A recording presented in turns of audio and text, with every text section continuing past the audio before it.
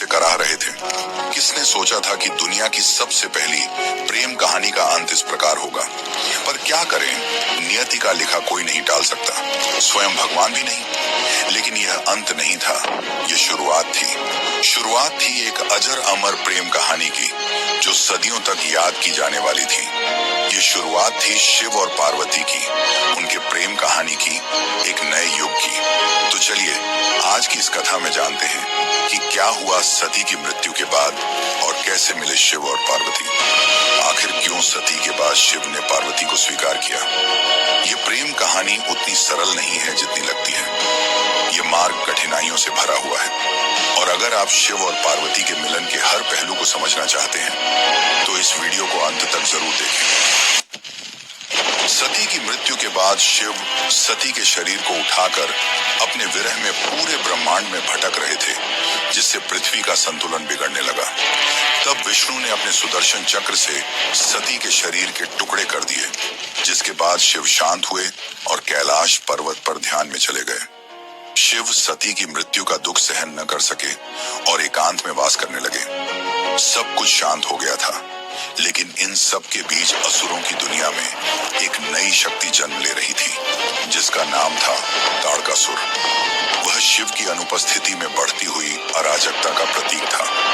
उसने कठोर तपस्या की और अपने तपोबल से पूरे ब्रह्मांड को हिलाकर रख दिया। अंततः उसकी तपस्या से प्रसन्न होकर ब्रह्मा जी प्रकट हुए।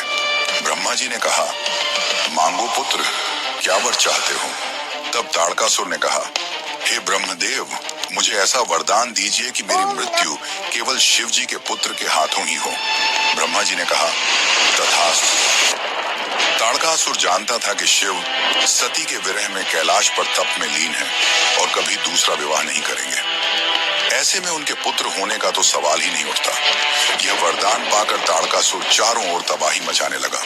उसका आतंक तीनों लोगों में फैल गया। देवताओं के आश्रम जल गए, यज्ञ नष्ट हो गए और स्वर्ग भी कांप उठा।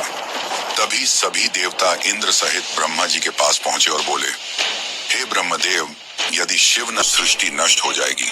ब्रह्मा जी ने शांत और दुखी स्वर में कहा, उसकी मृत्यु शिव जी के पुत्र के द्वारा ही संभव है, और यह तभी हो सकता है जब शक्ति पुनः जन्म ले। तब देवताओं ने निर्णय लिया, शक्ति का पुनर्जन्म होना ही होगा, क्योंकि शिव और शक्ति के मिलन के बिना न सृष्टि चल सकती है, न संतुलन बन सकता है। यहीं से शुरू होती है असली कहानी, शिव और पार्वती के मिलन की कहानी। हिमालय की बर्फीली चोटियों के बीच, जहां नदियां रेशमी लहरों की तरह बहती हैं और हवा में शुद्धता की गंध घुली रहती है, वहां एक दिन धरती, आकाश और देवता सब एक पल को ठहर गए। राजा हिमवान और रानी मैना के घर एक दिव्य कन्या का जन्म हुआ। जब कन्या ने पहली बार आंखें खोली तो पूरा महल दिव्य आभा से भर गया।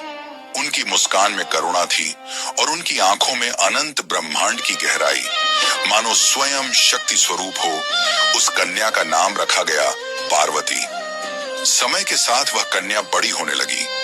उसे बचपन से ही प्रकृति से गहरा लगाव था, फूलों से, जल से, पशु पक्षियों से और उस नीलकंठ देव से, जिनकी कहानियां अक्सर साधु संत गुनगुनाते थे। महादेव का वर्णन करता तब छोटी पार्वती की आंखें चमक उठती।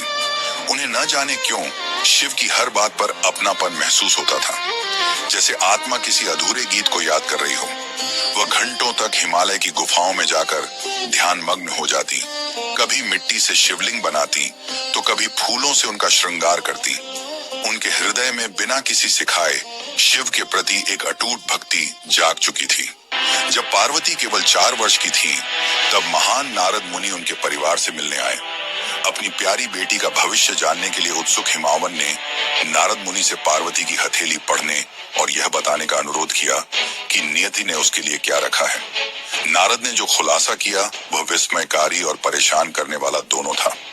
उन्होंने भविष्यवाणी की थी कि पार्वती एक आदर्श महिला बनेंगी, लोगों द्वारा पूजी जाएंगी तथा अनुग्रह और सद्गुण के प्रतीक के रूप में पूजी जाएंगी। हालांकि एक अशुभ भविष्यवाणी थी जिसने हिमावन को बहुत परेशान कर दिया। पार्वती का भावी पति कोई ऐसा व्यक्ति होगा जो परित्यक्त स्थानों पर रहता होगा, अजीब आभूषणों और चिथड़ों में लिपटा होगा। वह शाही कपड़ों से सुशोभित नहीं होगा और उसकी उपस्थिति ही दुनिया के लिए पहचानने योग्य नहीं होगी। यह सुनकर रानी मैना का चेहरा फीका पड़ गया। क्या मेरी बेटी उस त्यागी से विवाह करेगी? नारद मुस्कुराए। माता, आप उन्हें त्यागी कहती हैं, पर वे ही सृष्टि के अधिपति हैं। यह मिलन केवल विवाह नहीं होगा, यह ब्रह्मांड के संतुलन का पुनर्जन्म होगा। उस दिन से पार्वती के जीवन का लक्ष्य स्पष्ट हो गया। वह जानती थी कि उनका जन्म ही शिव को पाने के लिए हुआ है। न बाल्यावस्था की इच्छाएं, न राजसी सुख, बस एक संकल्प था उनके मन में कि वह उस एक आत्मा को फिर से पाएंगी जिससे उनका संबंध जन्मों से जुड़ा है। समय बीतता गया और छोटी पार्वती अब युवावस्था में प्रवेश कर चुकी थी। उनके चेहरे पर वही शांत आभा थी जो सती के समय थी, वही निश्चल दृष्टि, वही करुणा और वही अनकहा विरह। बचपन